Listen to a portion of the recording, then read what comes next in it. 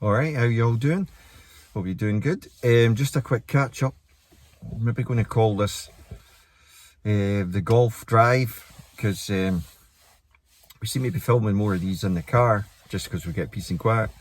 And I was watching a Dan Hendrickson video. I don't know what's going on with those guys, because one minute him and Lister Barnes aren't working together and they've split up and they're going their separate ways and having their own channels, and then the next minute they're back on each other's channel.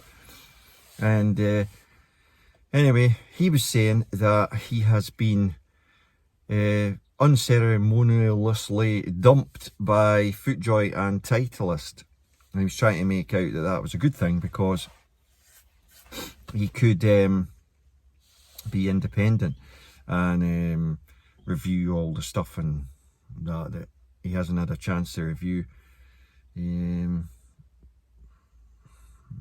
I don't know.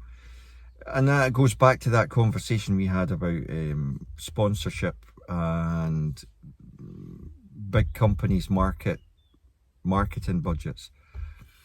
They just don't spread it out anymore. It's getting to the point now where they'll give certain pros shirts to wear, but they'll not pay them to wear them. So unless you're like in the top 10 in the world, top 50 probably in the world, equipment deals, you will get paid to play equipment. The rest of the pros, they'll get their equipment without paying for it, but they've not really got a deal, you know, a paid deal.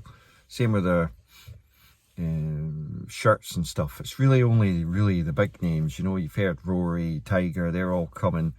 Tiger's actually coming to the end of his Nike contract. Rory's heading that way.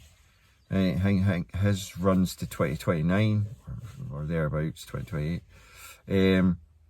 So, you know, the marketing budgets are so slashed, basically really low, that they don't do spread betting, which is unusual, because if you're a bit of a gambler, if you do stuff on the horses, you can get an accumulator, you know, and you can get a good return from likes of £1.50 on, like, you know, 12 or 8 horses or 7 games of football. You can end up with odds that are like 2,000 and 3,000 quid for a return. And if you keep an eye on your cash out, you can regularly cash out at like 250 quid, 200 quid. And, you know, it's spread betting is hugely popular because you're only actually ever going to lose £1 or £1.50. So our marketing company's getting it all wrong. Dan certainly seems to be a bit like, as he was commenting on his video saying that everybody in my videos commenting that I'm always doom and gloom, and you know, doom, we're all doomed.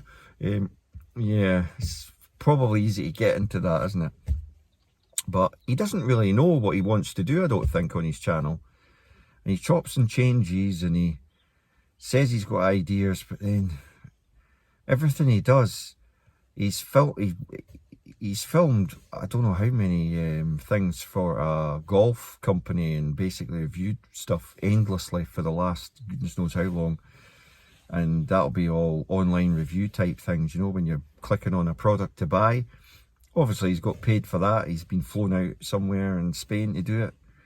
But I mean, that type of thing's probably knackering to do, really tiring, takes a lot out of you. I mean, Mark Crossfield certainly aren't. Well, Mark Crossfield's doing the sort of same thing, isn't he? And I think he's still going down the extortionate route of £1,000 for like 10 lessons or 5 lessons or whatever the heck he does. But I just foresee like less interest in equipment, because the social media influencers just aren't there for golf. You look at all the influencers on Instagram and stuff, they're all over the place for stuff. Makeup, jewellery, clothes. I mean, it's endless. There's hardly any golf influencers. I can think of one, but I can think of two, but there's not many blokes attempting golf influencing, because it's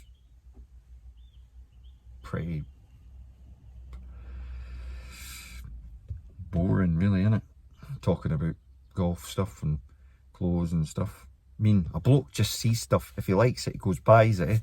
And the club aspect of it, well, to be honest, if it hits it well and it goes straight and it goes the right distance, it's got more than 90% chance of being in my bag, regardless of the brand.